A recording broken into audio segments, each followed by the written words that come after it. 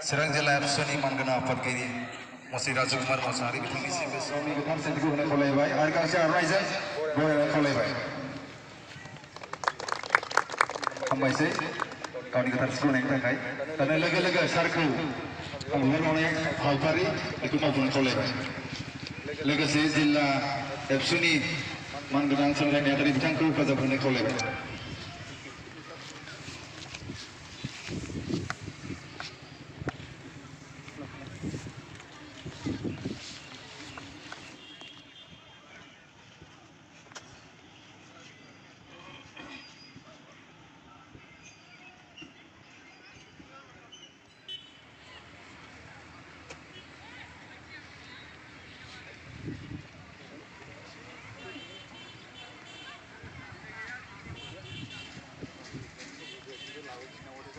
मुंख्लंफोरनो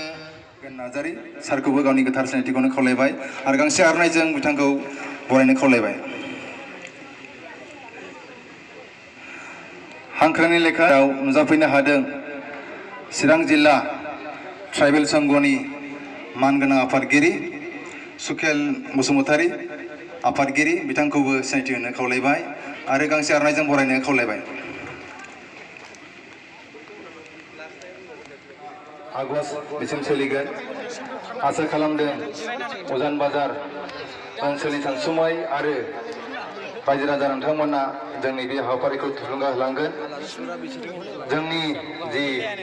जोलुर बादायलायनायनि जि बान्था बेनि गेजेराव दङमोन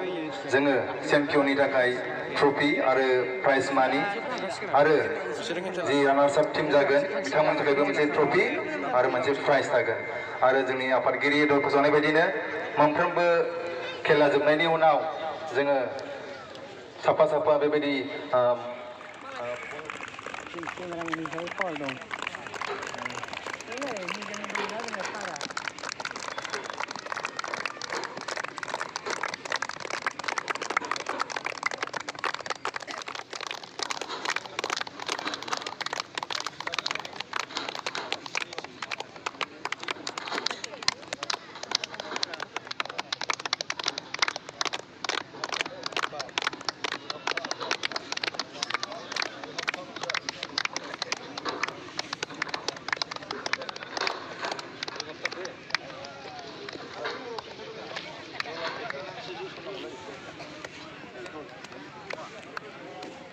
Nisma.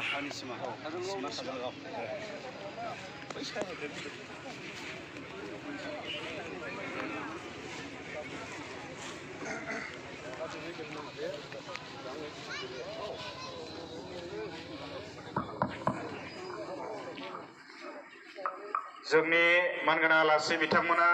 दिनैनि सेथि गेलेनाय बादायलायनायाव बाहागो लानो हानाय निसिमा दखरा दुलाराय बर' फरायसा आफाद आरो काजलगाव दखरा दुलाराय बर' फरायसा आफादनि गेलेगिरि बिथांमोनखौ गाहाम हामलायनाय बावदों जोंनि दिनैनि गेलेनायखौ बेखेवना होनाय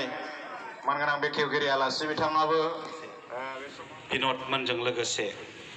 फुटबल गेलेग्रा फुटबल प्लेयार्सफोर जोनोम जालांदों सा सानजा भारतआव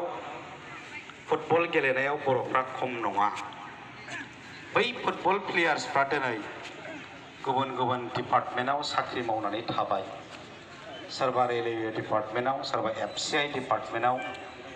पुलिस डिपार्टमेन्टआव गुबुन गुबुन डिपार्टमेन्टआव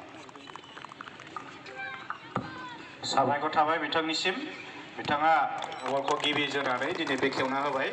बे समाव नुजान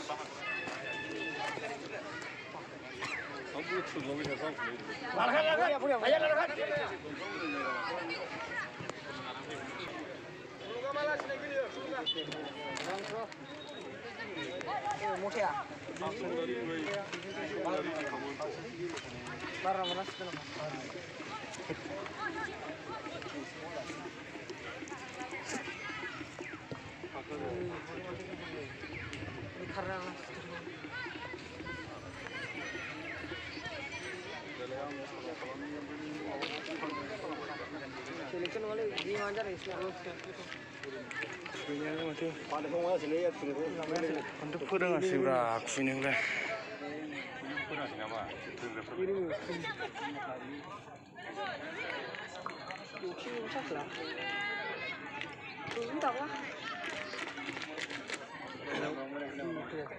Hello. Kau nak mana? Ambil original mana urung selai. Iya. Nengkau mama pun दिनैनि सेथि बादायलायनाया जागायबाय Jadi angki lalu dong deh. आरो बे समाव